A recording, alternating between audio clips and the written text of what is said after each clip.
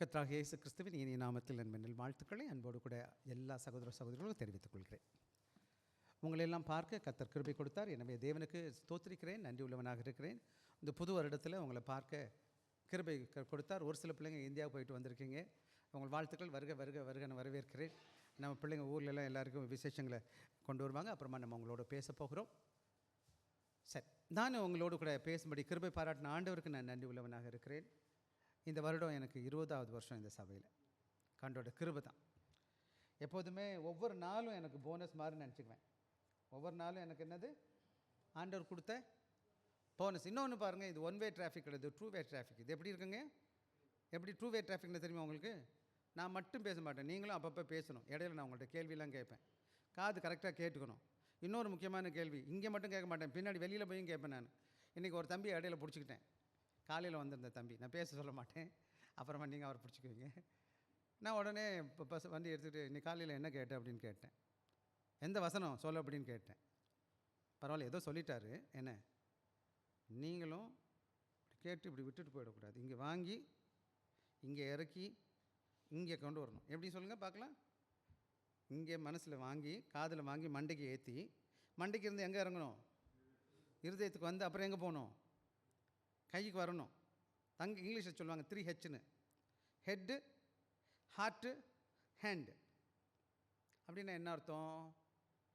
கேட்குறது மண்டையில் போய் சிந்திக்கணும். மைண்டு காக்னிஷன் சொல்லுவாங்க. இதை என்ன சொல்லுவாங்க? அப்புறம் இன்னொன்று, இந்த மைண்டு போச்சு இல்லையா, சந்திக்கிறோம் இல்லையா, செஞ்சதை எங்கே உணர்வுக்கு வரணும்? உணர்வுக்கு வரணும். இமோஷன் சொல்லுவாங்க. என்னதுக்குமா? இமோஷனல் ஃபீலிங் வரணும். அது அப்புறம் இமோஷனோடு நின்றக்கூடாது, ஹேண்டில் வரணும், செய்கையில் வரணும், ஆக்ஷனில் வரணும். சில வேலைகளில் நம்மளோட கிறிஸ்டியானிட்டி என்ன ஆகிடுச்சுன்னு கேட்டால், நிறையா மைண்டு மட்டும் இவ்வளோ பெருசு. எவ்வளோ பெருசு? ரொம்ப பெருசு. ஏன்னா 10 வருஷமாக கேட்டுக்கிட்டு 20 வருஷமாக பைபிளை கேட்டு கேட்டு கேட்டு அந்த பைபிள் இப்படி சொல்லுது, இந்த பைபிள் இப்படி சொல்லுது. என்ன சொல்லி என்ன பிரயோஜனம்? மாடு மேய்க்குது. உனக்கு தான் அன்பே இல்லையே. அப்புறம் அன்பு இல்லாத எவன் கிறிஸ்தவன்? அன்பை பற்றி சொல்ல, அன்பு பைபிள் இப்படி பேசுது, அப்படி பேசுது. அன்பு தான் பைபிள் சொல்லுதுன்னு எல்லாருக்குமே தெரியும். ஏசாமி அன்பில்லவன் தானே சொல்லுது. அந்த அன்பு உங்கள் உள்ளத்தில் என்ன பண்ணுச்சு? பவுல் சொல்கிறாரு, கர்த்தருடைய அன்பு என்னை நெருக்கி ஏவுது. அப்படின்னா என்னம்மா? அந்த அன்பு என்னை உட்கார விட மாட்டேங்குது. அந்த அன்பை பிடிச்சி தள்ளுது என்னையே. அதுக்காக உயிரே கொடுத்துட்டார். கழுத்தை வெட்டிட்டாங்க. சரி போட்டோம், அவங்க கொடுத்தது மாதிரி நம்ம கொடுக்க முடியாது. ஆனாலும் இருந்தாலும் ஒரு பாட்டு கற்று தட்டுமா உங்களுக்கு? உங்களுக்கு பாட்டு பிடிக்கும் தானே? சரி, நான் கற்று தரேன். Simple song. இனி ஜீவிப்பது, சொல்லுங்கள் பார்க்கலாம். இனி ஜீவிப்பது நான் அல்ல, கிறிஸ்துவே என்னில் ஜீவிக்கிறார், அவரே அவரே. அவ்வளோதான். நான் பாட்டு பாட போகிறேன். இதே இங்கிலீஷில். இட்ஸ் நோ லாங்கர் தட், சொல்லுங்கள் பார்க்கலாம். It's no longer that I liveth, but Christ that liveth in me. He lives, he lives, he lives. நான் தமிழில் இங்கிலீஷும் பாடுறேன், அப்புறம் நீங்கள் கொஞ்சம் பிடிச்சிக்கோங்க, எழுதுறவங்க எழுதிக்கோங்க. இனி ஜீவிப்பது நான் அல்ல, கிறிஸ்துவே என்னில் ஜீவிக்கிறார்.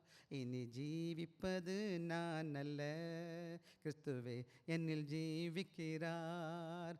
அவரே அவரே, இயேசு என்னில் ஜீவிக்கிறார். இனி ஜீவிப்பது நான் அல்ல, கிறிஸ்துவே என்னில் ஜீவிக்கிறார். ஆங்கிலத்தில், it's no longer that I liveth, but Christ that liveth in me. It's no longer that I liveth, but Christ that liveth in me. He lives, He lives. Jesus is alive in me. It's no longer that I liveth, but Christ that liveth in me. நிறைய பாட்டு இருக்குது, நிறைய course. இந்த புக்கிலே நிறைய பாட்டு இருக்குது. பாதி பாட்டுக்கு மேலே ஒன்றும் தெரியல. சரி, நம்ம கற்றுக்கணும். என்கிட்ட டைம் கொடுங்க, நீங்கள் வாங்க, நான் பாட்டும் கற்றுத்தரேன், கொஞ்சம் இசையும் கற்றுக்கிறேன். நம்ம பிள்ளைங்க வந்துருக்குறாங்க. நம்ம ராகுல் இப்போ வந்து கொஞ்சம் பியானோ போட்டுச்சு ட்ரை பண்ணுறாரு. நம்ம ட்ரை பண்ணுவோம், பின்னாடி நம்ம கற்றுக்குவோம். நம்ம பிள்ளைங்களாம் சேர்ந்து என்ன செய்ய போகிறோம்? நம்ம நல்லா பாட்டை கற்றி அழகாக பாட போகிறோம் சாயங்காலத்தில், காலையில் மேலே. சரிதானே? நீங்கள் எனக்கு உதவி செய்ய போகிறீங்க, நான் உங்களுக்கு ட்ரெயின் கொடுக்க போகிறேன். ரைட். இப்போ நான் உங்களோட கூட பேச போகிறது என்னன்னு கேட்டிங்கன்னா, என்னென்னு முக்கியமான ஒரு பாடத்தை எடுத்துக்கிட்டோன்னு கேட்டிங்கன்னா, என்னங்கப்பா? விசுவாசத்தினால என்ன? அந்த விசுவாசத்தின் அஸ்திபாரம் அப்படின்னு பேச போகிறேன். இந்த காலங்களில் நான் என்னத்தை குறித்து பேசிகிட்டு இருக்கேன்னா, நம்முடைய ஆவிக்குரிய வாழ்க்கை துவங்கும் போது ஒரு கடவுளுடைய பிள்ளைகளாக இருக்கிற நாம எல்லாம் ஏசாமி பிள்ளைங்க. நம்மளாம் யார் பிள்ளைங்கப்பா? ஏசாமி பிள்ளைன்னா நான் யார்? ஏசாமிக்கு என்ன வேணும்? அவரோட மகன், அவரோட மக. அப்போ ஏசாமி எனக்கு ஆண்டவர், ஆவிக்குரிய தகப்பன். அப்போ அவர் எனக்காக ஜீவனை கொடுத்து, சுகத்தை கொடுத்து, எல்லாத்தையும் ஆசீர்வதிச்சு, எல்லாத்துக்கும் மேலே இந்த உலகத்தில் அவரோட மகளாக மாற்றிருக்கிறாரு. ஆண்டவர் விலையேற பெற்ற பாக்கியமான ரட்சிப்பை கொடுத்துருக்கிறாரு. எனவே அடையாளம் என்ன தெரியுமா? என்னுடைய அடையாளம் என்ன தெரியுமா? நான் யாரோட பிள்ளை? கிறிஸ்துவின் மகன். என்ன சொல்லுங்க பார்க்கலாம்? ஆண்டவரோட பிள்ளையாக இருக்கு. ஆவிக்குரிய விதத்தில் இது ஆண்டவர் கொடுத்த பெரிய பாக்கியம். இன்றைக்கி எத்தனையோ பேர் கிடைக்கல. நான் உங்களுக்கெல்லாம் தெரியும், நான் ஆண்டவரை அறியாத ஒரு குடும்பத்திலேருந்து வந்தேன். நான் ஆதியில் கிறிஸ்தவன் கிடையாது, பாதியில் கிறிஸ்தவன். அவங்களாம் எப்படி சொல்ல முடியும்? எத்தனை கிறிஸ்தவன்? ஆதியிலலாம் நான் பிறந்த தேதியிலலாம் நான் கிறிஸ்தவன் கிடையாது. என் முக்கால் வயசு, கொஞ்சம் வயசு, சின்ன வயசுலலாம் வேறு எங்கெங்கேயோ போய் மொட்டை அடிச்சுட்டு பட்டை அடிச்சுக்கலாம் கிடந்தேன் நான். என்ன ஆனால் ஆண்டவர் பிடிச்சாரு, டேய் வாடா அப்படின்னு கூட்டிகிட்டு போய் அவர் பிள்ளையாக மாற்றிட்டார் என்னை. உண்மையை நான் சொல்கிறேன், இது கடவுள் கொடுத்த பாக்கியம். அவர் மகனாக என்னையை மாற்றிட்டார். நான் மாற்றினேன்னா அவர் மாற்றினாரா என்னைய? அவர் சொல்லுங்கள் பார்க்கலாங்க. இந்த ரட்சிப்பு என்னுடைய இது இல்லை. நீங்கள் உட்காந்துருங்க, நீங்கள் நினைக்கிட்டு இருக்கலாம் நானாக நடந்துட்டு வந்தேன். அவர் உங்களை தள்ளிக்கிட்டு உட்கார வச்சுட்டு, அவர் எங்கேருந்து சுற்றினார், இங்கே வாடா உட்காரடா, இங்கே இன்னைக்கு என் பேச்சை கேளடா. அதே போல் ரட்சிப்பு என்பது அவர் கொடுத்த மிக பெரிதான அன்பளிப்பு. ரட்சிப்பு என்பது என்னது? பெரிய அன்பளிப்பு. நான் அவருடைய ராஜாவுடைய பிள்ளை, தேவாதி தேவனுடைய பிள்ளை, இந்த உலகத்தை படைத்த இந்த படைப்பின் தேவனுடைய பிள்ளை. இந்த உலகத்தில் என்னை எல்லாரும் விட்டுட்டு போனால் கூட ஒரு நாள் வரும்போது அவர் கூட போய் நான் என்ன போயிடுவேன்? அவர் மடியில் நான் செல்லப்பிள்ளை மாதிரி இருப்பேன். ஏன்னா அவரோட மகன், அவர் என்னை தத்து எடுத்துக்கிட்டார். என்ன பண்ணிட்டாருமா? தத்து எடுத்துருக்கிறாரு. நான் அவரோட மகனாக இருக்கிறேன். அப்போ என் அடையாளம் இப்போ எப்படி? என்னை பார்த்து என்ன சொல்லுவாங்க எல்லாரும்? ஏசுசாமி பிள்ளைன்னு சொல்லுவாங்க. நிறைய பேர் என்னை கேட்டிருக்காங்க, உங்களை பற்றி கேட்டிருக்காங்கன்னு எனக்கு தெரியல, நீங்கள் கிறிஸ்டினா அப்படின்னு என்னை கேட்பாங்க. நீங்கள் கிறிஸ்தவரா? நான் என்ன பேரை எழுதி வச்சுருக்கிறேன் என் நெத்தியில். எப்படி தெரியும் அவனுக்கு நான் கிறிஸ்தவன் சொல்லிட்டு? எப்படி தெரியும்? அவர் ஒரு சீல் போட்டார் என் மேலே. என்ன போட்டார்? ஒரு சீல். அது என்னது? ஆவியானவர் எனக்குள்ளே இருக்கிறார்ல, முத்தரிச்சிருக்கிறார்ல. அந்த ஏசாமி என்னை ஏற்றுக்கிட்டதுனால அவர் எனக்கு முன்னாடி ஒரு சீல் போட்டார் சக்குன்னு. என்ன பண்ணுது? இப்போ எங்கே போனாலும் அவனுக்கு என்ன தெரியுது? என்னை பார்க்கும்போது இவன் இன்னாலு போல ஏசாமி பிள்ளை அப்படின்னு சொல்கிறார். ஆக இன்னைக்கு நான் ஏசுசாமி பிள்ளையாக இருக்கும்போது ஏசுசாமியுடைய ஆசீர்வாதம்லாம் யாருக்கு? சொல்லுங்க, சொல்லுவோம். யார் உள்ள பிள்ளை? யாருக்கு அவருடைய ஆசீர்வாதம்? இந்த பைபிளில் நிறைய ஆசீர்வாதம் கொடுத்துருக்கு. அது யாருக்கு? என் மகனுக்கு என் சொத்தெல்லாம். அப்பாவுடைய ஏசப்பா சொத்தெல்லாம் யாருக்கு வரும்? எனக்கும் உங்களுக்கு தான். அப்போ ஏசுசாமி என்னோட பிள்ளையாக வந்துட்டு வேதத்தில் உள்ள எல்லா ஆசீர்வாதமும் எனக்கு கொடுத்துருக்கிறாரு. அதே போல் காலையில் பேசும்போது அவர் ஒன்று தான் சொல்கிறார், என்னை நம்புடா அப்படின்னு சொல்கிறார். நான் ஒன்று நன்மைக்கு தான் செஞ்சேன். காலையில் பேசும்போது நான் பேசினேன். அது யூடியூப்பில் இருக்க, போய் வாசித்து பாருங்கள், கேட்டு பாருங்கள். என்னை மாத்திரம் நம்ப, எவனையும் நம்பாத. ஏன்னா எல்லா பயிலும் ஐயோக்கேன். ஒரு சில வசங்களை வாசிச்சுட்டேக்க நாங்கள் போயிடுறேன், எனக்கு டைம் ஆகிடுது. வாசிங்க சங்கீதம் 118, 8, 9 டக்குன்னு வாசிங்க எனக்காக. சங்கீதம் 118, 8, 9 வேகமாக வாசிக்கணும்.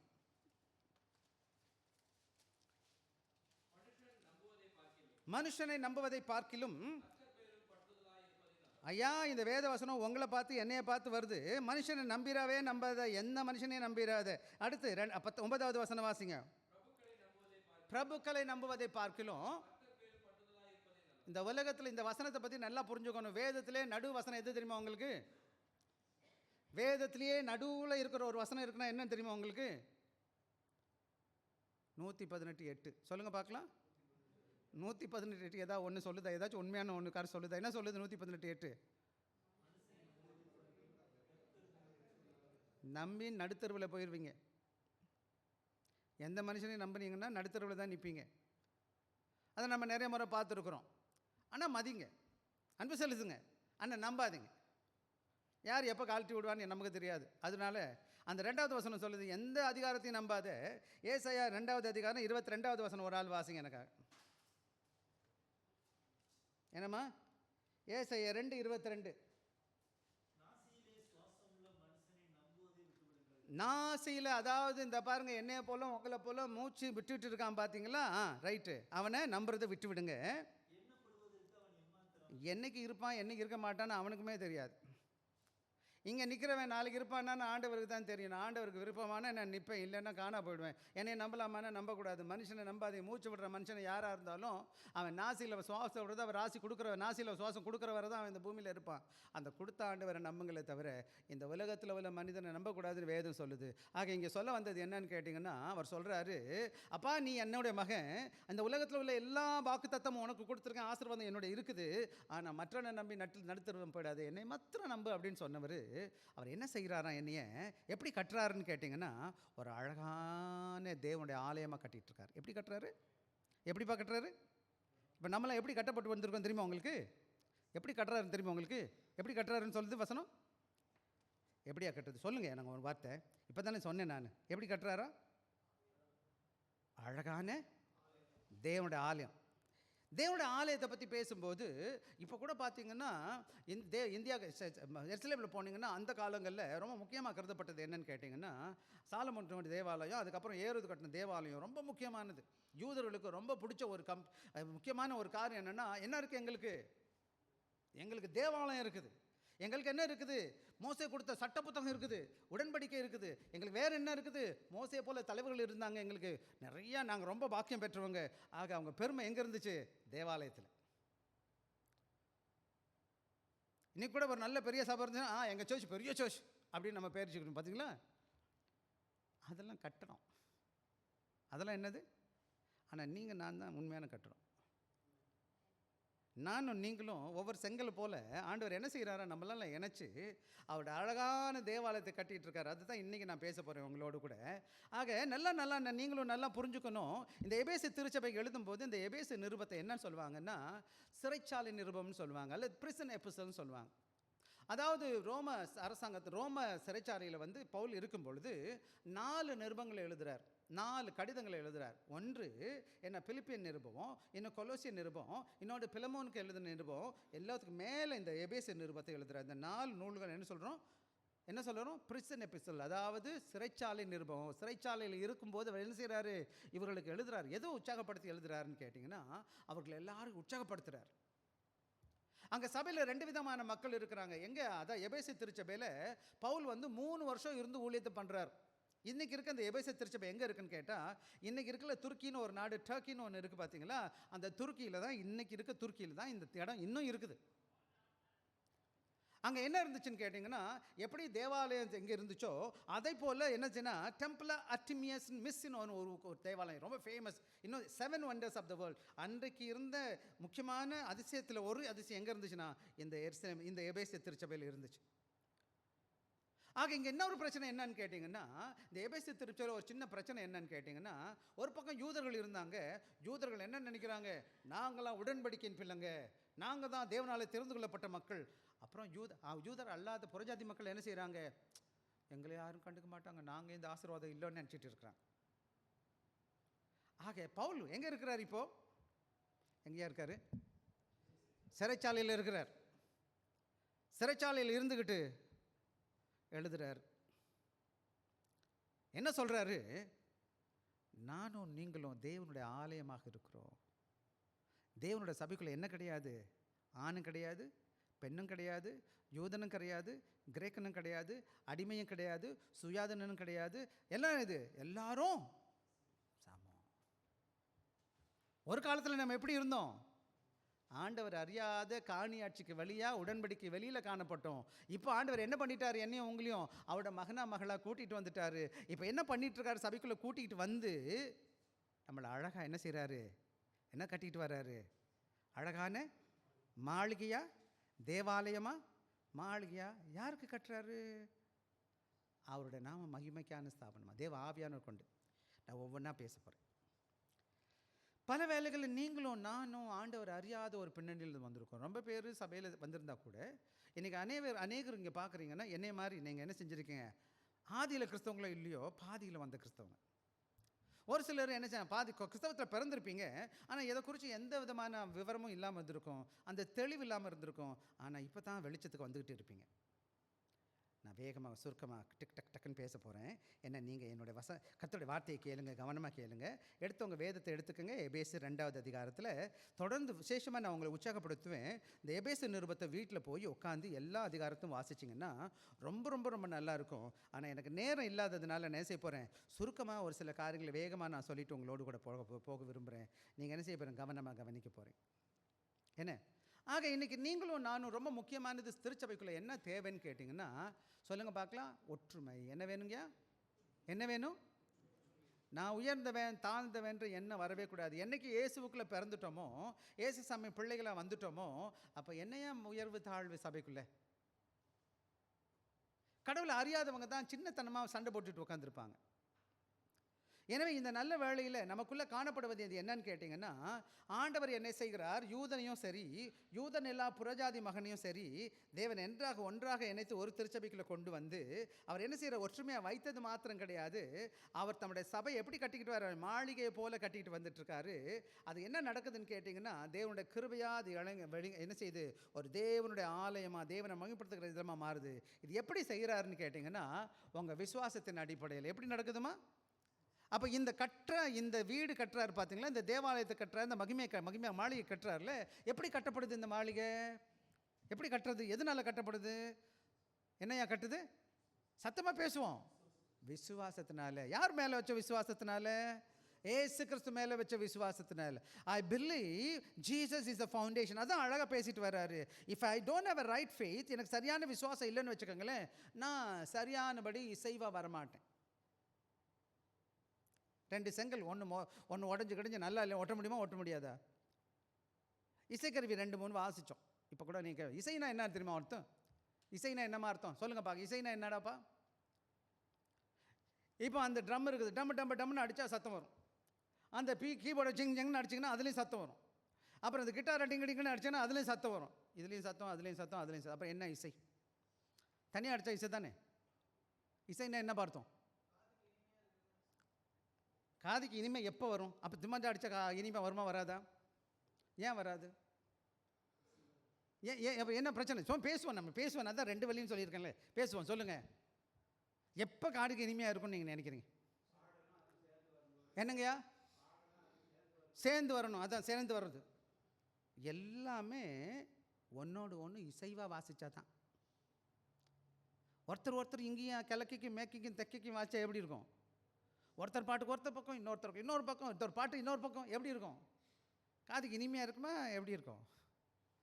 இசைனாலே இசைவா ஒரு இன்ஸ்ட்ருமெண்ட் இன்னொரு இன்ஸ்ட்ருமெண்ட் எல்லாம் ஒரே டியூனில், ஒரே ரிதமில், ஒரே நேரத்தில் எல்லாரும் கேட்குறதுக்கு அழகாக வாசிக்கும் போது ஒன்று காம்ப்ளிமெண்ட் பண்ணும். இந்த இசை அந்த இசை இந்த இசையெல்லாம் மிக்ஸ் ஆகி வரும்போது அது கேட்கும்போது சூப்பராக இருக்கும். இதே இசை டங்குன்னு அடிச்சிங்க 3 எல்லா டைரெக்ஷனில் அடிச்சிங்கன்னு வச்சுக்கோங்களேன், ஐயோ காதை பற்றிக்கிட்டு அடியோ ரொம்ப திட்டமாக இருக்குடா வேணாம் அடிக்காதீங்கன்னு சொல்கிற மாதிரி மனசு வரும். இசைவு. இன்றைக்கி சபையில் கூட நிறைய பேர் உள்ளே வந்து உட்காந்துக்கிட்டு ஜங்குன்னு ஆடிக்கிட்டு உட்காந்துருப்பாங்க. ஆண்டோட அன்பில் இசைந்திருக்க மாட்டாங்க, ஆண்டோட விசுவாசத்தில் இசைவாக இருக்க மாட்டாங்க, ஆண்டோட கிருபையில் இசைவாக இருக்க மாட்டாங்க. நானுன்னு நெஞ்சை தூக்கிட்டு வந்து நிற்பாங்க. இவங்க தான் பிசாசு வேலை பார்க்குறது திருச்சபைக்குள்ளே. எப்போதும் புரிஞ்சுக்கணும், இதெல்லாம் அவர் செய்கிறார். மேலே ஒருத்தர் இருக்கிறார், ஆண்டோட ஆவியானவர். இப்போ நான் பேசுகிறேன் இல்லையா, நான் வெறும் வேலைக்காரன். ஏசாமுடைய வாய் இந்த வசனத்தை சொல்கிறது என்னோட கடமை. என்னதான் பேசாலும் உங்கள் காதுக்குள்ளே நுழைஞ்சாலும் உங்கள் கதை உள்ள இருதயத்தில் யார் தான் செய்யணும் வேலை? ஆவியானவர் செஞ்சால் தான் கதை ஓடும். நான் ரொம்ப புத்திசாலின்னு நினச்சிக்கிட்டு நான் பேசிகிட்டு இருந்தேன்னா ஒன்றும் நடக்காது. ஆண்டவர் எனக்கு கிருபை தரணும் இந்த வாய்ப்பை பேசுவதற்கு. ஐயா இந்த நாட்டில் இதை பேசுன்னு சொல்லுவார் என்கிட்ட, அதை கொண்டு வந்து நான் உங்கள்கிட்ட பேசும்போது நீங்களும் கவனித்தா தான் உங்களுக்கு அது பிரயோஜனமாக இருக்கும். இப்போ உட்காந்துக்கிட்டு எங்கள் வீட்டில் என்ன நடக்குது அப்படின்னு நினச்சிங்கன்னா அந்த வீட்டில் தான் நடக்கும். நம்மால் இங்கே உட்காந்துருப்பார், வீட்டில் என்ன நடக்குதுன்னு யோசிப்பார். பாருங்களேன், நம்ம உட்காந்துருக்கிறது இங்கே இருக்கலாம், ஆனால் உலகம்லாம் சுற்றிட்டு வந்திருப்போம் தெரியுமா. கொஞ்சம் பேர் இங்கே அப்படியே உட்காந்துருப்பாங்க, திடீர்னு எங்கேயோ ஊர் சுற்ற போயிடுவாங்க. கேட்டால் நான் இங்கே தான் உட்காந்துருக்கேன், அதனால தான் கேள்வி கேட்குறது, நீங்கள் இங்கே தான் இருக்கீங்களா இல்லையான்னு செக் பண்ணுறதுக்கு. சரி, நம்ம கடன்னு வேலைக்கு போயிடுவோம் நம்ம.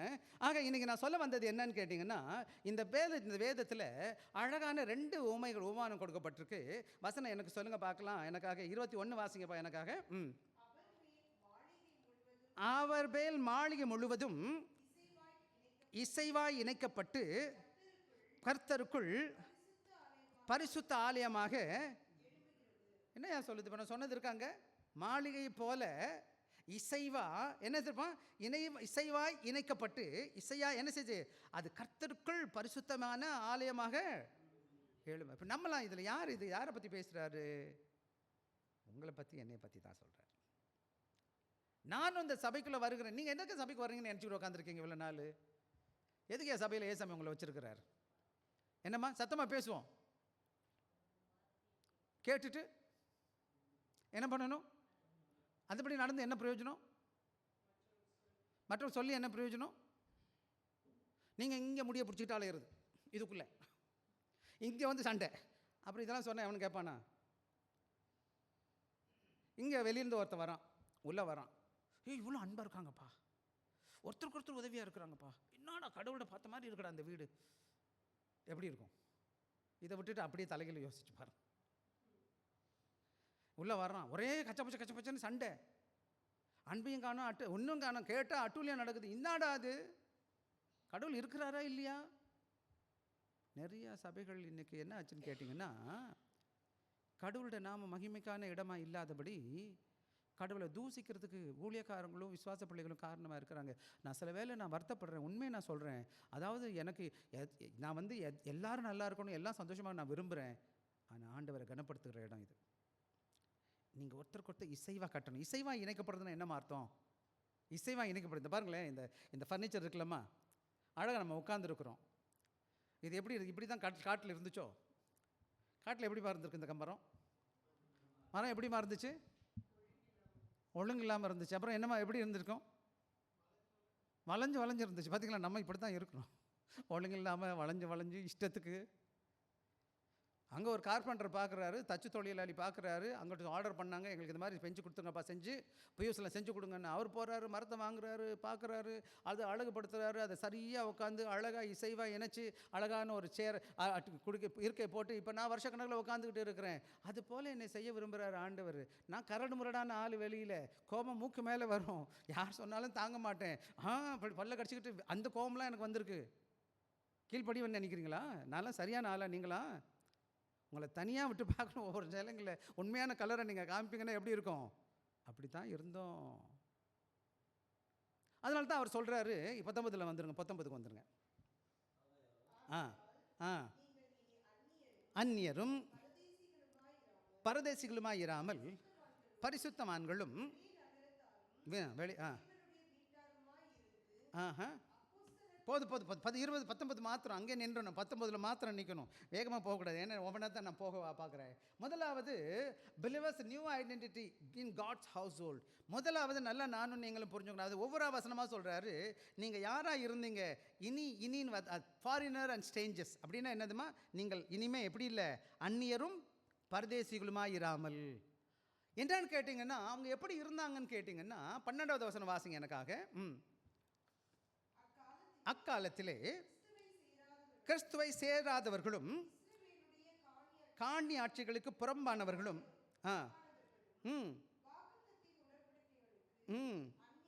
அந்நியரும் இல்லாதவர்களுமாய்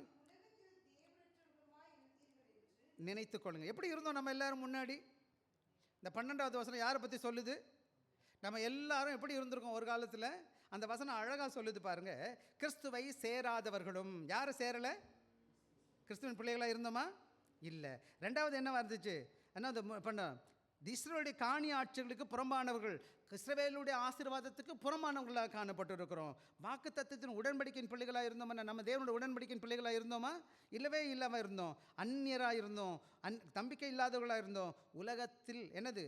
இவ்வுலகத்தில் தேவன் அற்றவரிடமா இருந்தீர்கள் நினைந்து கொள்ளுங்கள். நீங்கள் எப்படி இருந்தோம்? இப்படி தான் இருந்திருக்கோம். இப்படி இருந்த நம்ம இப்போ எப்படி மாற்றிட்டாரு? அதான் முதல்ல நமக்கு அடையாளம் இப்போ என்னன்னு கேட்டிங்க. நீங்கள் அந்நியராக பரதேசியாக இருக்கிறீங்களா? இனிமேல் நான் புரஜாதியா இல்லை. எனக்கு புது அடையாளம் என்னது? நான் ஆண்டோட பிள்ளை. அதுதான் சொல்கிறாரு, பரதேசியாக இராமல். அப்படின்னா ஆண்டோட உடன்படிக்கையின் ஆசீர்வாதத்துக்கு புறம்பான மக்களாக காணப்பட்டு இருக்கிறோம். இன்றைக்கி நானும் நீங்களும் ஆவிக்குரிய ரீதியில் தேவனால் ஆசீர்வதிக்கப்பட்டு, என்ன ஆசீர்வாதம் ஆபிரகாமின் சந்ததியாகிய யூதர்களுக்கு கொடுக்கப்பட்டதோ அதே இதை எனக்கு கடவுள் கொடுத்துருக்கிறார். நான் இன்றைக்கி அந்நியம் கிடையாது, புறஜாதி கிடையாது. தேவனால் தெரிந்து கொள்ளப்பட்டவன், தேவனால் மீட்கப்பட்டவன், தேவனுடைய மகனாக இருக்கிறேன், தேவனுடைய மகளாக இருக்கிறேன். என்னோட புது அடையாளம் என்னது? ஆண்டோட மகன். அது மாத்திரம் கிடையாது. 2வது அதே 19 2வது வாசிங்க. வாசிங்க. பரிசுத்தவான்களும் பாருங்கள். இன்னொன்று என்ன பார்த்தீங்கன்னா, 2வது முக்கியமானது, பரிசுத்தவான்களும் ஒரே நகரத்தாரும் தேவனுடைய வீட்டாருமாக இருக்கும். இனிமேல் நீங்கள் பரதேசிலாம் கிடையாது. அதில் நீங்கள் ஃபெலோ சிட்டிசன். என்னது? நீங்கள் யார்? வீட்டாராக இருக்கிறீங்க. வீட்டு கூட்டம். யார் வீட்டில் இருப்பாங்க? நம்ம ஜனங்க தான் இருப்போம். வேறு ஆளுங்களை கொண்டு வந்து வைப்போமா? நீங்களும் நானும் ஆண்டோட வீட்டார்களாக இருக்கிறோம். அது மாத்திரம் கிடையாது. Believers are citizen but the family members privilege. இன்றைக்கி ஆண்டவரோட ஜாதி இருக்கிற நம்ம ஆண்டவரோட மகளாக மாற்றுறதுனால இந்த ஆவிக்குரிய ஆசீர்வாதங்களை கர்த்தர் கொடுத்துருக்கிறார். நாம் தேவனுடைய பிள்ளைகளாக தேவனுடைய குடும்பத்தில் இணைக்கப்பட்டிருக்கிறோம். இன்றைக்கி நான் தேவ ராஜ்யத்தின் மகனாக இருக்கிறேன், மகளாக இருக்கிறேன். ஏசுசாமி மகனாக இருக்கேன், மகளாக இருக்கிறேன். புரியாதையாக இருந்த உண்மைதான். ஆண்டவரை அறியாதவன். ஏசு யாருன்னு எனக்கு தெரியாது. என்னுடைய அடையாளம் என்னன்னு கேட்டால், ஆண்டவரை அறியாத ஒரு மனுஷனை வாழ்ந்துட்டுருக்கேன். வாழ்க்கையில் வாழ்ந்துருக்கிறேன். இஷ்டத்துக்கு ஜீவிச்சிருக்கேன். கண் போன காட்சியில் கண்டதே காட்சி கொண்டதே கோலம். எப்படி வேணாலும் வாழலாம், எப்படி வேணாலும் ஜீவிக்கலாம், என்ன வேணாலும் பண்ணிக்கலாம், எங்கே வேணாலும் போகலாம். இப்படி தான் எந்திரிக்கணும். பார்த்தீங்களா, நம்ம வெளியில் நிறைய பேர் இருக்கிறானுங்க. எப்படி இருக்கான்னு பார்த்தீங்களா? பன்னிக்குட்டி மாதிரி வாழ்ந்துட்டுருக்கான். பார்த்துருக்கீங்களா? ஒழுக்கம் இருக்கா? எப்போ எந்திரிக்கணும், என்ன பேசணும், என்ன பேசுவான், நல்லா பேச மாட்டான். அவன் சிந்தனையில் நல்லதே இருக்காது. வாங்க, நான் கூட்டிகிட்டு போகிறேன், இந்த டாமெட்ரிலாம் சுற்றி பாருங்கள்.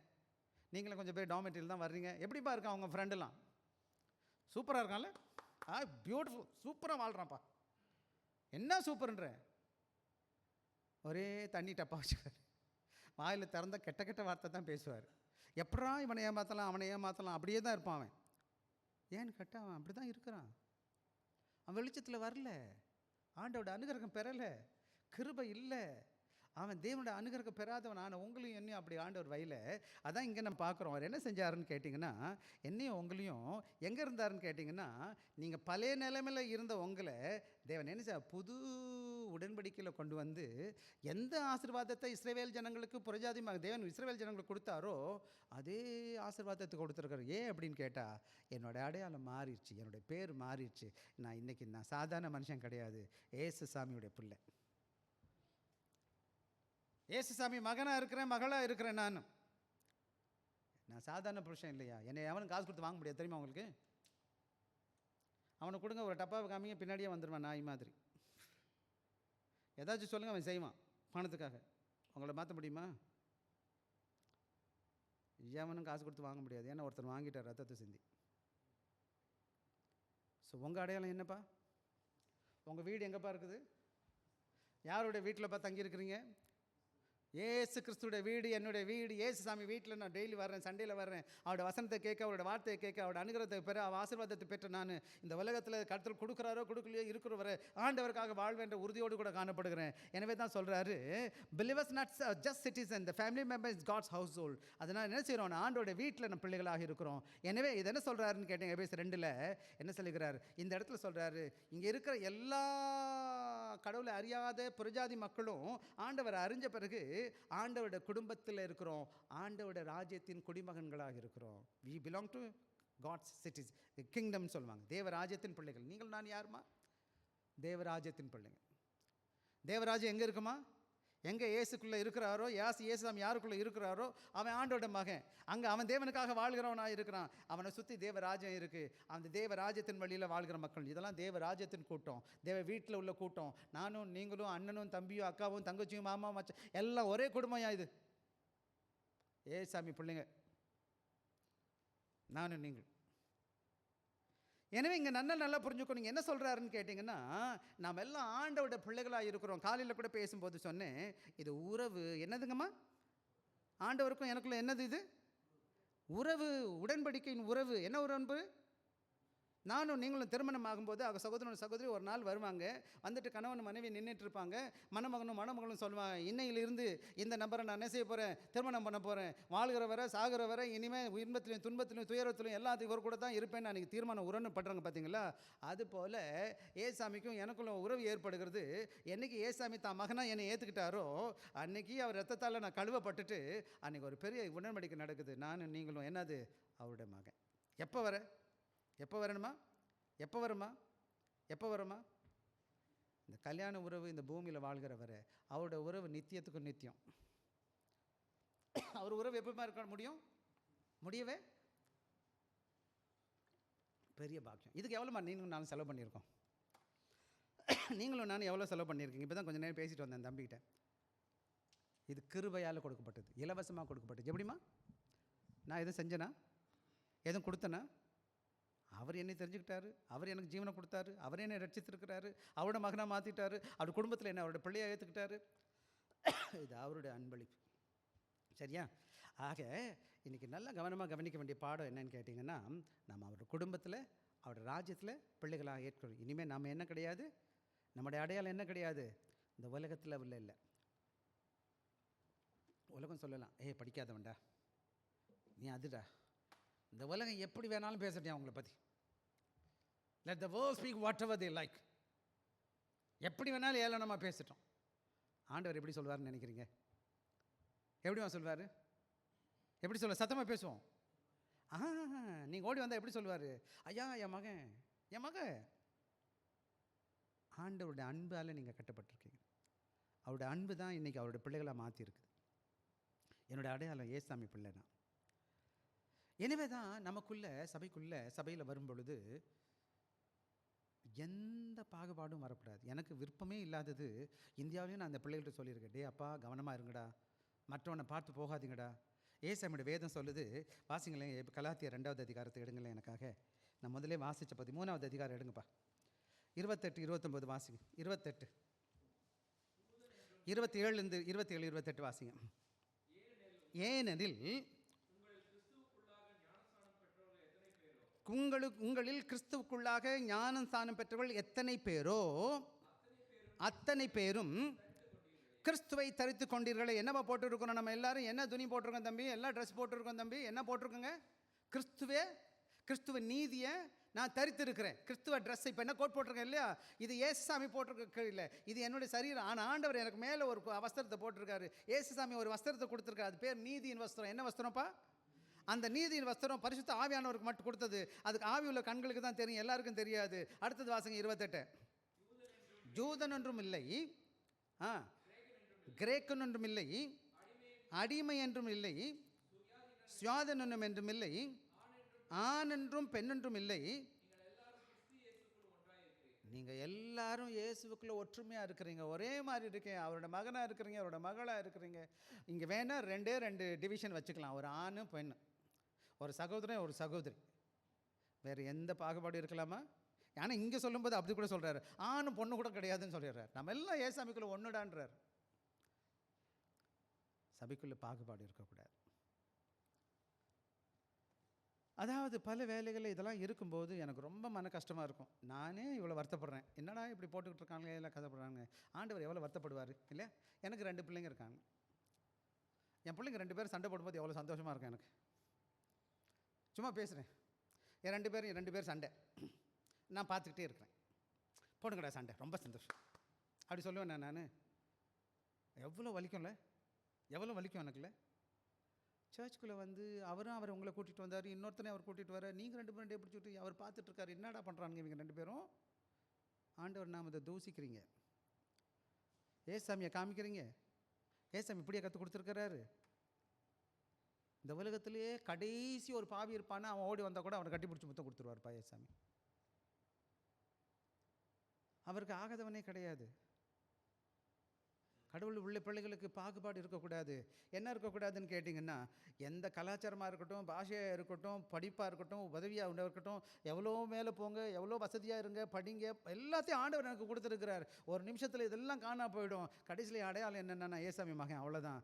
எல்லாத்தையும் நான் கொண்டு போக போகிறேன். இந்த உலகத்தில் நான் இந்த உலகத்தில் சம்பாதிச்ச எந்த அவர் கொடுத்தாரு, அவருக்கே ஸ்தோத்திரம். நான் மேலே போக போகிறேன், அவரோட மகனாக வாழ போகிறேன், ஆண்டவருடைய சித்தத்தை அந்த பூமியில் செய்ய போகிறேன். என்னோடய அடையாளம் என்னப்பா? அவரோட வீட்டில் என்ன வச்சுருக்கிறாரு. அவர் எனக்கு புது அடையாளம் கொடுத்துருக்கிறாரு.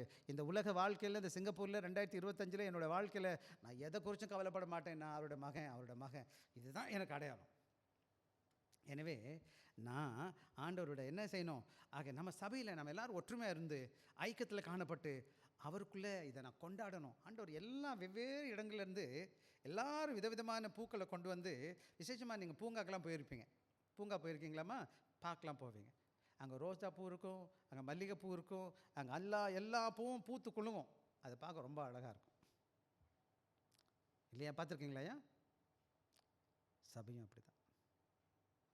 வெவ்வேறு அழகான ஜனங்களை கடவுள் கொண்டு வந்திருக்கிறார். எல்லாம் ஒரே மாதிரி இருந்தால் எப்படி இருக்குது தெரியுமா? போர் அடிக்கும் தெரியுமா உங்களுக்கு? எல்லாம் பார்க்குறது ஒரே மாதிரி இருக்குது, எப்படி இருக்கும்? நம்மெல்லாம் வெவ்வேறு ஆளாக இருக்கிறோம் பாருங்கள். ஒவ்வொருத்தரும் ஒவ்வொரு மாதிரி அழகாக படைச்சிருக்காரு ஆண்டவர். ஒவ்வொருத்தருக்கும் தனித்தன்மை இருக்குது, ஒவ்வொருத்தருக்கும் தனித்திறமை இருக்குது. ஒவ்வொருத்தரும் அழகாக படைச்சிருக்கிறாரு. என்னை விட வித்தியாசமாக இருக்கான், அவனை விட நான் வித்தியாசமாக இருக்கிறேன். எல்லாரும் சேர்ந்து ஒரு காரியத்தை செய்யும்போது எப்படி இருக்கும் இல்லையா? நல்லா ஒரே மாதிரி இருக்கும்னா எப்படி இருக்குது? அசிங்கமாக இருக்கும், நல்லா இருக்காது. கொஞ்ச நாளைக்கு பார்க்க நல்லா இருக்கிற மாதிரி இருக்கும்.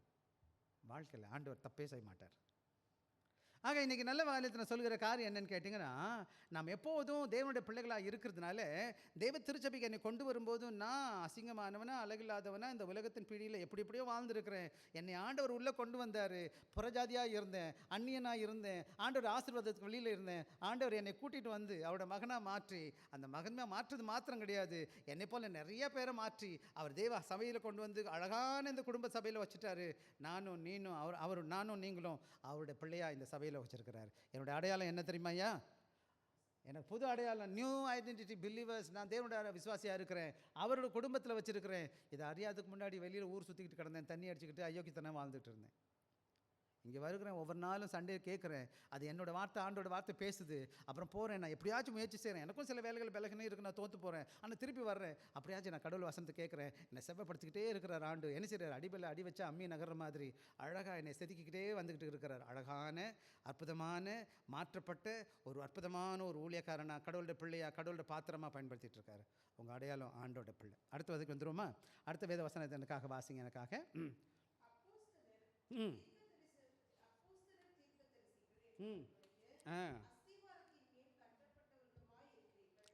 ரெண்டாவது வாசிப்போம். வாசிங்கம்மா. 20 மாத்திரம். இங்கே ரொம்ப முக்கியமாக நீங்களும் நல்லா கவனமாக முதலாவது அவர் சொல்லும்போது அப்போஸ்தலர்கள் தேக்கத்தில் அஸ்திபாரம். என்ன அஸ்திபாரமா? முதலே நான் சொன்னேன், விசுவாசத்தின் அஸ்திபாரம்னு நான் சொல்லியிருக்கிறேன். இந்த அஸ்திபாரம் எதன் அடிப்படையில் இருக்குன்னு கேட்டிங்கன்னா, நீங்களும் நானும் புறஜாதியாக இருந்த என்னை ஆண்டவர் கொண்டு வந்தது மாத்திரம் இல்லை, எனக்கு ஒரு புது பேர் கொடுத்தாரு, அவரோட மகன்ற கொடுத்தது மாத்திரம் இல்லை, நம்ம எல்லாம் ஒன்றா வந்துட்டார் இல்லையா? ஒன்றா கொண்டு வந்து சேர்த்துட்டாரு. சேர்த்த பிறகு என்ன பண்ணுறாருன்னு கேட்டிங்கன்னா, இந்த வேதம் யார் மூலமாக கொடுக்கப்பட்டிருக்கு? எனக்கு யார் எழுதி கொடுத்தா? தீர்க்கதரிசிகள். சொல்லுங்கள் பார்க்கலாம். புதிய ஏற்பாட்டில் எல்லாரும் எழுதுனது யார்? அப்போஸ்தலர்கள் எழுதி கொடுத்துருக்குறாங்க. இந்த உபதேசத்தில் எதில் கட்டப்படணும்? இந்த வீடு எதால் கட்டப்பட்டிருக்கணும்? யாரால் கட்டப்பட்டிருக்கணும்? இந்த வீடு ஆரோக்கியமான வீடாக இருக்கணுமானா, இந்த வீட்டில் பிளவு இல்லாமல் இருக்கணும்னு கேட்டால், இந்த வீடு இசைவாக கட்டப்படணும்னு கேட்டால், இந்த வீடு அழகான மாளிகை கட்டப்படணும்னு சொன்னால், எப்படிப்பட்ட கட்டப்பட்டிருக்கணும்னு கேட்டிங்கன்னா, அதான் சொல்லுது, teaching revelation given to the apostle, New Testament, prophet, the Old Testament, represents the scripture which reveals God's redemptive plan. ஆக பழைய ஏற்பாட்டில் தீர்க்கதரிசி எழுதி கொடுத்தாங்க, புதிய ஏற்பாட்டில் அப்போஸ்தலர் கொடுத்தாங்க. இது ரெண்டு போதனைகளும் எனக்கு தேவை இருக்குது. அதான் தீர்க்கதரிசிகளும் அப்போஸ்தலர்களும் சொல்லியிருக்கு. சில வேலையில் வெறும் அப்போஸ்தலர் புதிய ஏற்பாடை மட்டும் எடுத்து பேசிகிட்டு இருப்பாங்க, பழைய ஏற்பாடை மறந்துடுவாங்க. பழைய ஏற்பாட்டில் கொடுத்தது மறக்கலாமான்னு கேட்டால் மறக்கவே கூடாது. இந்த ரெண்டு புத்தகம் சேர்ந்து ஒரே ஒரு முக்கியமான காரியத்தை காமிக்குது. ஆண்டவர் எப்படி இந்த உலகத்தை ரட்சிக்க போகிறார், எப்படி இந்த பூமியில் வாழணும், எப்படி வாழக்கூடாது என்பது அழகாக தெளிவாக இவங்க போதிச்சிருக்கிறாங்க. இன்றைக்கி நான் பேசுகிறது எங்கேருந்து பேசுகிறேன்? யார் எழுதுனதுமா? அப்போஸ்தலனாகிய பவுல் பேசுனது. ஆக தேவனுடைய ரட்சிப்பு எப்படி ஒன்று எனக்கு எப்படி தெரியும்? பவுல் எழுதுன படிக்கலைன்னா? நான் தேவனுடைய மகன் எனக்கு எப்படி தெரியும்? பவுல் சொல்கிறத கேட்கலன்னா? ஆக இயேசு கிறிஸ்து ரட்சிக்க போகிறாருன்னு எப்படி எனக்கு தெரியும்? பழைய ஏற்பாடை படிக்கலைன்னா? பழைய ஏற்பாட்டையும் புதிய ஏற்பாட்டையும் படிக்கணும். நான் கடவுள் வசனத்தை கேட்கணும். எதுக்கு இங்கே வரணும் தெரியுமா? உங்களுக்கு நல்லா புரிஞ்சுக்கங்கப்பா. ஆண்டோட வசனத்தை நான் பாருங்க, இந்த சிங்கப்பூரில் வந்து இந்த வருடத்தில் இந்த சபையில் இவ்வளோ வருடங்களாக இருக்கிறேன். காலையிலையும்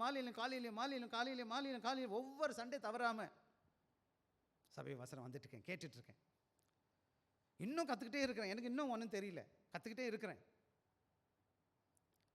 எவ்வளோக்கு எவ்வளோ கர்த்தருடைய வேதத்தில் வளர ஆரம்பிக்கிறீங்களோ, அப்போஸ்தல உபதேசத்திலும் அப்புறம் தீர்க்கதரிசி உபதேசத்திலும் வளருகிறீர்களோ, வேத வசனத்தின் வாயிலாக வளர வளர வளர என்னோட ஆவிக்குரிய வாழ்க்கை பலப்படுது. ஆவிக்குரிய விசுவாசத்தில் பலப்பட்டுக்கிட்டு இருக்கிறேன். அன்றோட விசுவாசத்தில் பலப்படும் போது தான் அதை ஃபேர்ம் ஃபவுண்டேஷன் சொல்லுவாங்க. அப்போ தான் உறுதியான அஸ்திபாரமாக நிற்கும். இன்றைக்கி விசுவாச வாழ்க்கையில் தட்டக்கப்பட்டக்கான்னு மேலே எங்கேயுமா என்ன செஞ்சிட்ருக்கேன், வாழ்ந்துட்டு இருக்குது. காரணம் என்னன்னு கேட்டிங்கன்னா, எனக்கு சரியான உபதேசம் கிடையாது, போதிக்கப்படலை. சபைகள் நிறையா இசைக்கறி வச்சுருக்கிறாங்க, வாசிச்சுட்டு போங்க. இன்றைக்கி நிறையா நேரம் பாடுவாங்க, ஆனால் வேதத்தை போதிப்பதற்கு எவ்வளோ நேரம் இருக்குது? கொஞ்சம் நேரம் தான் இருக்குது. இன்னும் கொஞ்சம் 10 நிமிஷம் 10 நிமிஷம் குறிஞ்சிக்கிட்டே வந்துக்கிட்டு இருக்குது. நேரம் இல்லவே இல்லை. ஆட்டம் பாடுறதுக்கு நிறைய நேரம் போட்டுக்கிறாங்க. அதான் எவ்வளோக்கு அதுக்கு முக்கியம் கொடுக்குறீங்க, வசனத்துக்கு முக்கியத்துவம் கொடுங்க. அங்கே தான் சபை வளர ஆரம்பிக்கும். ஏன் நான் சொல்கிறேன்னு கேட்டிங்கன்னா, வேதம் போதிக்கிற ஒரே இடம் இங்கே மட்டும்தான். பாடுறதுக்கு நிறைய இடம் இருக்குது. பாடுறதுக்கு நிறைய இருக்கிறாங்க. யூடியூப்பில் போட்டால் பாடிக்கிட்டே இருக்குமே. பாடுறது கஷ்டமா? பாடுறது எங்கே வேணாலும் பாடிட்டு உட்காந்துருக்கலாமே. வீட்டுக்குள்ளே பாடலாம், கொட்டடிச்சு பாடலாம், டான்ஸ் பண்ணி பண்ணிக்கலாம், ஆடலாம். சபையில் அவர் அழகாக சொல்கிறாரு. 20வது வசனம் மறுபடியும் வாசிங்கம்மா. அப்போஸ்தலர் தீர்க்கதரிசிகள் யார் மேலே கட்டுற இந்த புது வீட்டில் கொண்டு வந்து வச்சார் இல்லையா, அது எப்படி கட்டிக்கிட்டு வர்றாரு? இந்த வீட்டுக்குள்ளே கொண்டு வந்து வாங்கல, யார் மூலமாக கட்டுறாரு? அப்போஸ்தலர்கள் தீர்க்கதரிசிகளோட அஸ்திபாரம். என்ன அஸ்திபாரம்? அவரோட வசனத்தை போதிக்கிறதுனால. கடவுளுக்கு நான் நன்றி உள்ளவனாக இருக்கிறேன். நான் நிறையா சபைகளுக்கு போயிருக்கிறேன், நிறையா விதவிதமான சபைகளை பார்த்துருக்குறேன், நிறைய சபைகளுடைய கொள்கைகளையும் பார்த்துருக்குறேன். கடவுளுக்கு நான் நன்றி செலுத்துகிறேன். என்னை இந்த ஊழியத்தில் வந்தார், ஆண்டவர் வச்சார். இந்த சபையில் வேதத்தை விட்டுட்டு ஒன்றும் பண்ணுறதே இல்லை. சத்தியத்தை மட்டும் ஓரளவுக்கு திருப்தியாக பேசுகிறோம். இன்னும் சொல்ல போனால் நிறைய நேரமே பேசுகிறோம். 3/4 மணி நேரம் 1 மணி நேரம் கூட சில நேரத்தில் பேசியிருக்கிறேன். எனக்கு வருத்தம் தான். என்ன சில வேலை நினைப்பேன் வேகமாக முடிக்கணும்னு ஆசைப்படுவேன். ஆனால் நேரத்தை கொடுத்து பிள்ளைகளுக்கு நான் 20 வருஷமாக பேசிகிட்ருக்கேன். இந்த சபையிலேருந்து வெளியில் போனவங்க திருப்பி எங்கே போனாலும் சொல்லுவாங்க, இந்த சபை தான் அவங்களுக்கு என்னது அஸ்திபாரம் மாத்திரம் கிடையாது. இதை தான் வச்சு சொல்லுவாங்க, இந்த சபை மாதிரி அங்கே இல்லை. என் பசங்க எல்லாம் கூப்பிட்டு சொல்லுவாங்க, பாஸ்டர் இல்லை பாஸ்டர் அங்கெல்லாம் அப்படி இல்லை. இன்றைக்கி கூட காலையில் ஒரு தம்பி வந்திருந்தார், ஆஸ்திரேலியாவிலேருந்து வந்தார். அந்த சிஸ்டர் கொஞ்ச நேரம் தான் பேசிகிட்டு இருந்தேன். இல்லை பாஸ்டர் இந்த மாதிரி இன்னும் சொல்ல போனால் அவங்க சொல்கிறாங்க, இதுதான் எங்கள் சபை, நம்ம சபை மாதிரி இல்லை பாஸ்டர். எது 9 வருஷம் ஆச்சு போய், 9 வருஷமாக ஆஸ்திரேலியாவில் இருக்கிறாங்க. அந்த பிள்ளைங்க சின்ன வயசில் இங்கே வளர்ந்துச்சுங்க. அந்த பிள்ளைங்க பாஸ்டர் எங்கே போகணும் கூட்டிகிட்டு வந்திருக்குங்க. பெருமை கிடையாது, கடவுளோட கிருபை. கடவுள் வசனத்தை போதிக்க முடியுது, தெளிவாக பேச முடியுது. கடவுள் கொடுத்துருக்குறாரு. எனக்கு 100 பேர் 1000 பேர் அதை பற்றி நான் கவலையப்படலை. எனக்கு வந்த 10 பேரோ 5 பேரோ 100 பேரோ எத்தனை பேர் வராங்களோ உண்மையாக பேசக்கூடிய சக்தியை கடவுள் கொடுத்துருக்கிறார். இந்த திருச்சபை உண்மையாக உங்களுக்கு பிரயோஜனமாக இருக்கும். நீங்கள் மற்ற சபைகளுக்கு போயிட்டு வாங்க, பார்த்துட்டு வாங்க. நீங்கள் போயிட்டு வந்த பிறகு நீங்கள் யோசிங்க, எங்கே சத்தியம் இருக்கோ அங்கே உட்காருங்க, வளருவீங்க. உங்கள் அஸ்திபாரம் எங்கே இருக்குது? எனக்கு நிறையா நேரங்களில் நீங்கள் போயிருக்கீங்க சபையில், வருஷக்கணக்கில் 20 வருஷம் 30 வருஷம் இருந்திருக்கீங்க. பைபிள் தெரியுமா? ஒன்றும் தெரியாது. ரட்சிக்கப்பட்டீங்க, என்னப்பா ரட்சிப்பு தெரியாது. தேவ பிள்ளைகளுக்கு நான் உற்சாகப்படுத்துகிறேன். உங்கள் அஸ்திபாரம் எங்கே இருக்குது? உங்கள் அஸ்திபாரம் எப்படி இருக்குது? உறுதியான அஸ்திபாரமா இல்லை நடுங்குற விடு? இன்றைக்கி ஆட்டம் காண்கிறது எங்கே பார்த்தாலும் என்ன இருக்குது? சத்தியம் ஒன்றும் தெரியாது. ஆட்டம் பாட்டம் கொண்டாட்டத்துலேயே உட்காந்துடலாமா? குதூகலம் கொண்டாட்டமே தெரியுமா உங்களுக்கு? நான் நல்லா பாடுவேன். கொஞ்சம் இசையாக எனக்கு சின்ன வயசில் ரொம்ப ஆட்டம். இப்போ கூட இசை பிடிக்கும். ஆனால் இசை மட்டும் இல்லையா, இசைக்கு மேலே வார்த்தை. இசை எனக்கு உதவி செய்யும். கொஞ்சம் நேரத்தில் துக்கமாக இருக்கும்போது ஏதோ நல்லா இருக்கும்போது நான் பாடுவேன். பல வேளைகளில் வேதம் என்னோடு கூட பேசும். வேத வசனம் அப்போஸ்தல உபதேசம் தீர்க்கதரிசனம் சத்திய என்ன செய்யணும்? அதில் அழகாக சொல்லுது அந்த வசனம். என்ன? அஸ்திபாரத்தின் மேல் கட்டப்பட்டவர்களுமாய் இருக்கிறீர்கள். எங்கே கட்டிக்கிற வர்றாரு அவர்? அதில் நீங்கள் கட்டப்படணும். ஆக வேதத்தை எவ்வளோக்கு எவ்வளோ அதிகமாக தெரியுதோ, எவ்வளோக்குள்ள அப்போஸ்தல உபதேசம் தெரியுதோ, எவ்வளோக்கு தீர்க்கதரிசனங்களோட உபதேசம் தெரியுதோ, அது உங்களை என்ன செய்யுது? அழகாக இந்த மாடியாக கட்டிகிட்டு வருது, அழகான பில்டிங் மேலே கட்டிகிட்டு வந்து நீங்கள் எல்லாரும் சேர்றீங்க. இன்றைக்கி இது ஆவிக்குரிய சத்தியபாரத்தை பற்றி பேசிகிட்டு இருக்கு, தேவராஜ்யத்தை பற்றி பேசுது. ஒரு நாள் இயேசு கிறிஸ்து ராஜா வரப்போகிற பாலத்தில் உடனே நீங்கள் எல்லாம் ஆண்டவருக்குள்ளே கட்டப்பட்ட பிள்ளைங்க எல்லாரும் என்ன செய்வீங்க? அவருக்குள்ளே எடுத்துக்கொள்ளப்படுவீங்க. ஆக இன்னொரு முக்கியமான காரியம் அந்த 2வது பகுதி சொல்லுது. 20ல் 2வது பகுதிமா, அதற்கு ரொம்ப முக்கியமான ஒரு பாடம் என்னன்னு கேட்டிங்கன்னா, இந்த அப்போஸ்தல உபதேசத்திற்கும் இந்த தீர்க்கதரிசி வசனத்துக்கும் அஸ்திபாரம் முக்கியமானது ஒன்று. ஆனால் இந்த உபதேசத்தில் அஸ்திபாரத்தில் வந்து ரொம்ப முக்கியமானது என்ன தெரியுமா உங்களுக்கு? யார் அது? மூளைக்கல். வீடு கட்டும்போது எதையா முக்கியமானது? இந்த ஃபஸ்ட்டு கல் வைப்பாங்க பார்த்தியா, மூளைக்கல். அந்த கல் சரியாக வைக்கலன்னு வச்சுக்கோங்க, என்ன ஆகிடும் அந்த வீடு? அதனால தான் சமையல் சாமியெல்லாம் கும்பிட்டுலாம் வைப்பாங்க, ஜெபம்லாம் பண்ணிவிட்டு அந்த வீட்டை கட்ட ஆரம்பிப்பாங்க. இந்த சபைக்கும் இந்த சபையின் எல்லாருக்கும் மூளைக்கல்னா என்னன்னு கேட்டிங்கன்னா, அதுதான் முக்கியமான கல். அந்த கல் இல்லாமல் எதுவும் பண்ண முடியாது, மற்றதெல்லாம் எல்லாம் நிற்காது இந்த பில்டிங்கு. ஆக உங்கள் வாழ்க்கையில், என்னோடய வாழ்க்கையில், என்னோட ஆஸ்விக்கிற வாழ்க்கையில் ஆண்டவராக இயேசு என்ற நபர் உங்கள் வாழ்க்கையில் எல்லா மூளைக்கல்லாக இல்லைன்னு சொன்னால் என்னோடய விசுவாசம் என்ன இருக்காது? தற்கெடுது. 1 கொரிந்தியர் 3வது அதிகாரம் 11வது அதிகாரம் என்ன சொல்லுதுன்னு கேட்டு வாசிங்க.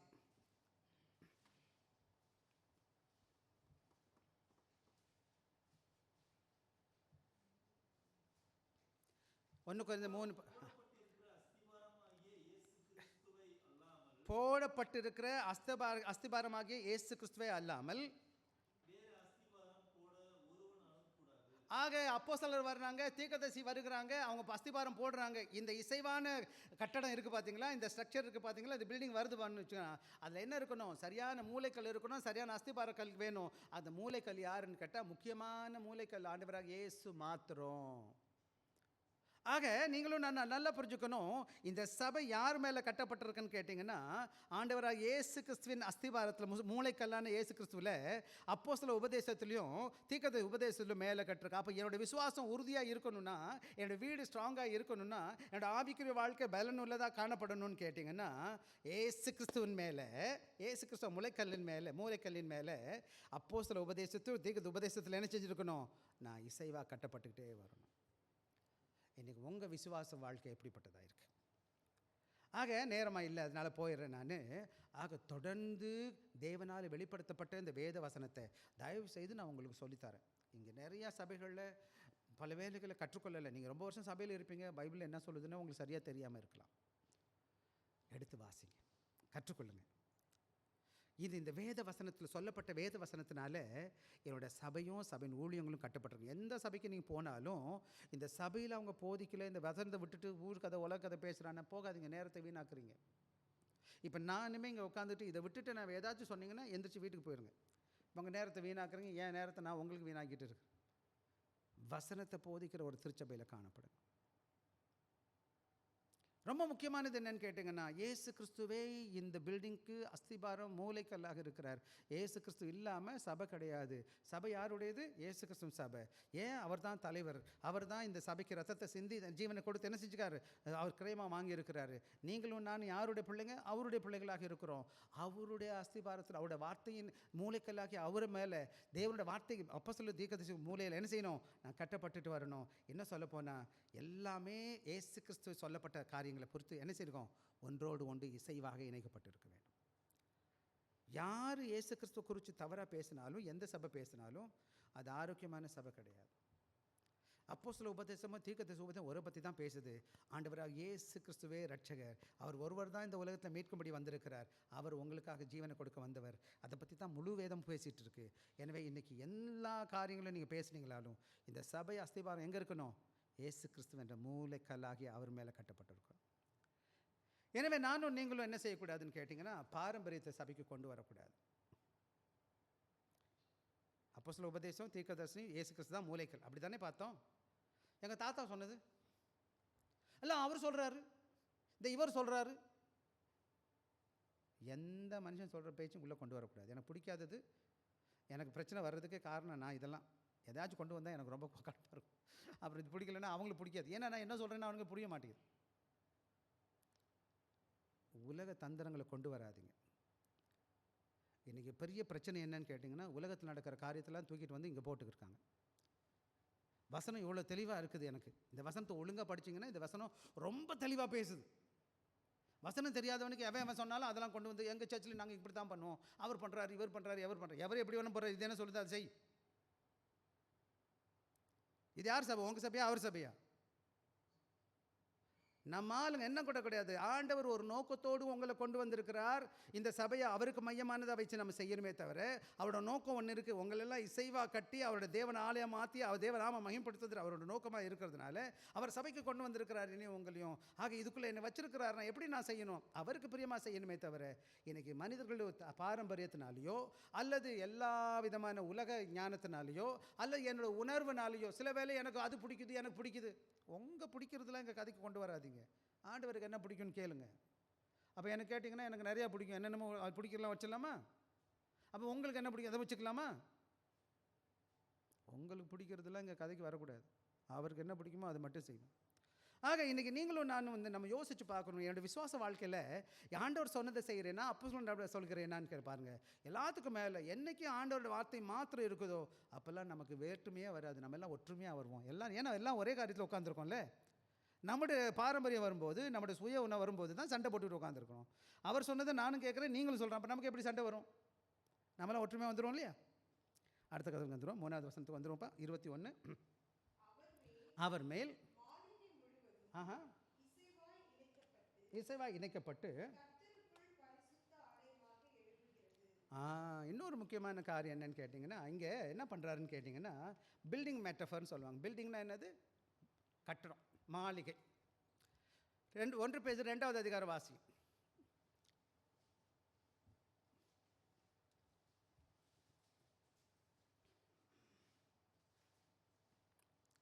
1 பேஜ் 2:5.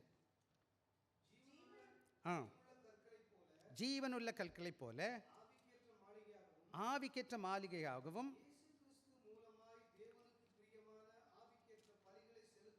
செலுத்தும்படிக்கு. ஆக அழகாக பேசுகிறாராங்க. என்ன சொல்கிறாருன்னு கேட்டிங்கன்னா, நம்ம ஒவ்வொருவரும் தனித்தனி கல்களாக இருந்தால் கூட நம்ம எல்லாரும் ஒவ்வொருவரும் இணைக்கப்பட்டு தேவனோட மாளிகையாக லிவிங், அதாவது ஜீவனுள்ள என்னவா பண்ணியிருக்கோம். அந்த வசனம் சொல்லுது, மறுபடியும் வாசிங்க எனக்காக. ஜீவனுள்ள கற்கள் எப்படி இருக்குது? உயிருள்ள கல்லாக இருக்கிறோம் நம்ம எல்லாரும். அதாவது கட்டடத்தில் கட்டுறதுக்கு என்ன கிடையாது? உயிர் கிடையாது. ஆனால் நானும் நீங்கள் எப்படிப்பட்டோம்? உயிருள்ள ஜீவனுள்ள கற்களை போல என்ன செய்கிறோமா கேட்குறோம். வாசிங்கப்பா. வாசி. ஆவிக்கேற்ற மாளிகையாகவும் மூலமாய் பிரியமான செலுத்தும்படி. அதை தனியாக இன்னொரு நாளைக்கு பேச. நான் ஒன்று மட்டும் புரிஞ்சுங்க, நீங்களும் நானும் ஆவிக்குரிய கற்கள். இந்த ஒவ்வொருவரும் ஜீவனுள்ள கற்களாக இருக்கிறோம். ஒன்றுக்கு ஒன்று என்ன செய்யுது? அழகாக ஆண்டவர் மாளிகை போல் கட்டிட்டு வர்றார். அவரோட நோக்கம் என்னன்னு கேட்டால், நம்மலாம் ஒற்றுமையாக ஜீவனோடு கூட ஆண்டவருடைய பிள்ளைகளாக தேவ ஆலயத்தில் எப்படி எல்லா கற்களும் இசைவாக கட்டப்பட்டு இருக்குதோ அதை போல் நீங்களும் நானும் சபையில் ஒன்றுக்கு ஒன்று போட்டி இல்லை, பொறாமை இல்லை, வம்பு இல்லை, வழக்கு இல்லை, சந்தோஷமாக சமாதானமாக. அதாவது நெகேமியா அந்த வாலை கட்டும்போது எல்லாரும் மற்ற பக்கத்தில் சேர்ந்து கட்டுனாங்க. அதே மாதிரி என்னோடய வாழ்க்கையில் என்னுடைய பங்கை நான் நிறைவேற்றணும். எனக்கு என்ன ஆண்டவர் கொடுத்துருக்கிறார்? போட்டி இல்லை. என் சகோதரர் நல்லா பாடட்டும், என் சகோதரர் நல்லா ஊழியம் பார்க்குறாரு, பண்ணட்டும். நம்ம எல்லாம் சேர்ந்து ஆண்டவர் ஒரே நோக்கம் என்ன? நமக்கு எல்லாருக்கும் என்னப்பா நோக்கம் சொல்லுங்கப்பா. எல்லாருக்கும் என்ன நோக்கம்பா? அவரை மகிமைப்படுத்துறது. நீங்கள் கிட்டார் மூலமாக, இன்னொருத்தர் பாடுறது மூலமாக, இன்னொருத்தர் டேம்பரின் வாசிக்கிறது மூலமாக, ஒருத்தர் பிஏ வாசிக்கிறாரு, பிஏ போடுறது மூலமாக, எல்லாரும் சேர்ந்து ஒரே நோக்கம் தானே வச்சுருக்கப்போ எதுக்கு சண்டை? அவர் செஞ்சால் செய்யட்டும், நான் பார்க்குறேன். அண்ணே நீங்கள் செய்யுங்க, தம்பி நீங்கள் செய்யுங்க, சிஸ்டர். எல்லாம் சேர்ந்து அழகாக ஜீவனுள்ள கற்களா அவரோட மாளிகையா அழகாக என்ன செய்கிறாரு? அப்படியே கட்டி கொண்டு வந்துட்டுருக்காரு. இன்னொரு முக்கியமான பாடம் எபேசியர் 2:22 மறுபடியும் 2வது அந்த 21 கடைசி பகுதி வாசிங்கம்மா. 2வது முக்கியமான காரியம், மாளிகைன்னு சொன்னவர் என்ன சொல்கிறாருன்னு கேட்டிங்கன்னா, நீங்கள் என்னவா இருக்கிறீங்க? தேவனுடைய ஆலயம், பரிசுத்தமான ஆலயம். என்ன ஆலயம் அப்படின்னு அண்ணே என்ன அர்த்தம்? ஆலயம்னா யார் இருப்பாப்பா? தேவனுடைய பிரசன்னம். எங்கு ஆண்டவர் உங்களெல்லாம் புறஜாதியிருந்து கொண்டு வந்தார், புது அடையாளத்தை கொடுத்தாரு.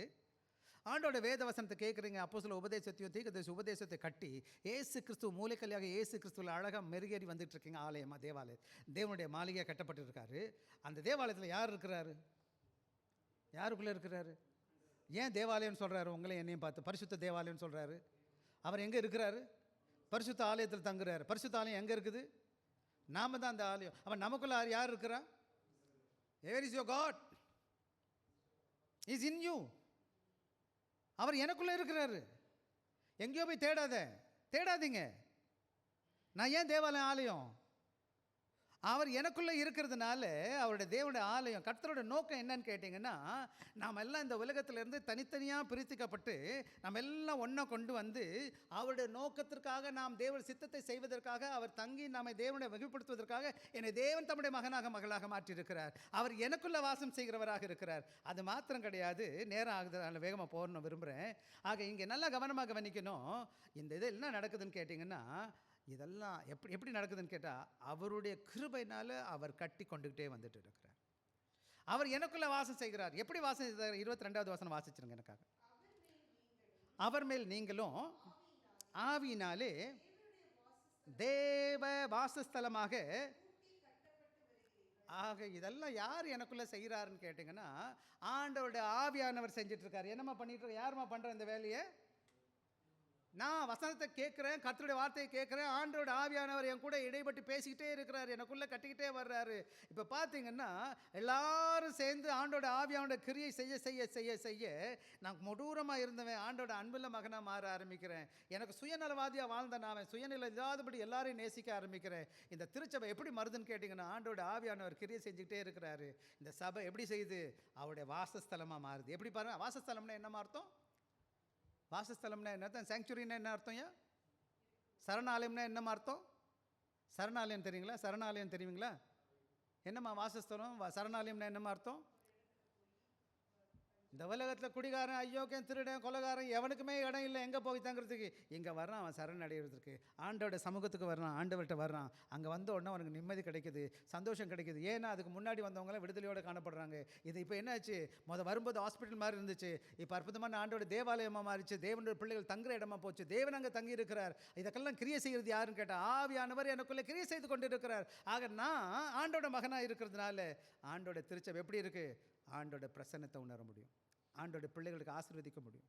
கிருபையும் பிரசன்னமும் பாதுகாவலும் காணப்படுவோம். இன்றைக்கி நான் உங்கள்கிட்ட கேட்குற காரியம் ஒன்று தான் அன்பான பிள்ளைகளை. இந்த 4 காரியத்தை நான் சும்மா சுருக்கமாக முடிக்க போகிறேன்.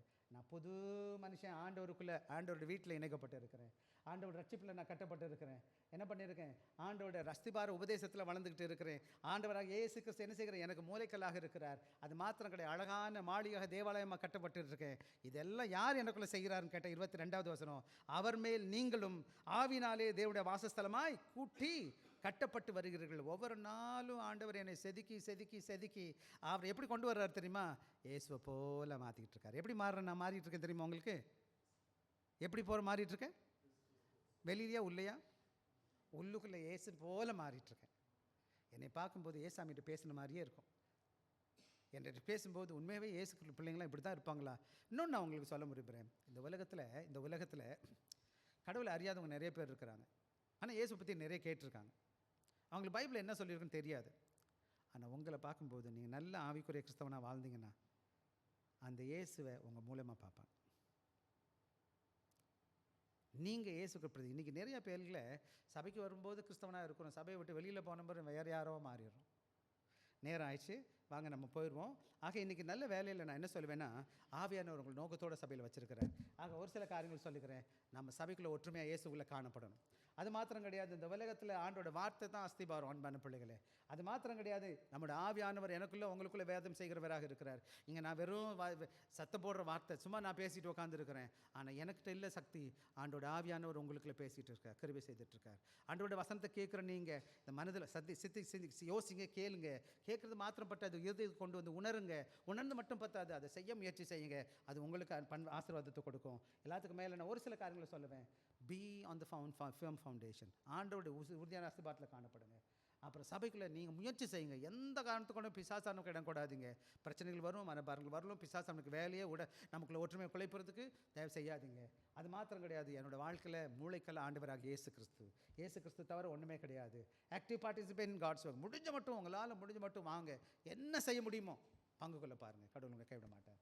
இன்றைக்கி நம்ம சொல்லுவோமா, slogan to remember, rooted in Christ, built together, indwelt by the Holy Spirit, his spirit. நாம் ஆண்டவராக இயேசு கிறிஸ்துக்குள் ஆழமாக என்ன செஞ்சுருக்கணும்? வேர் ஒன்றி இருக்கணும். ஆண்டவராக நம்ம எல்லாம் ஒன்றாக சேர்ந்து வளரணும். ஆவியானவர் நமக்குள்ள வாசம் செய்யும். சரியா? கண்ண மூடி ஜெபிப்போமா?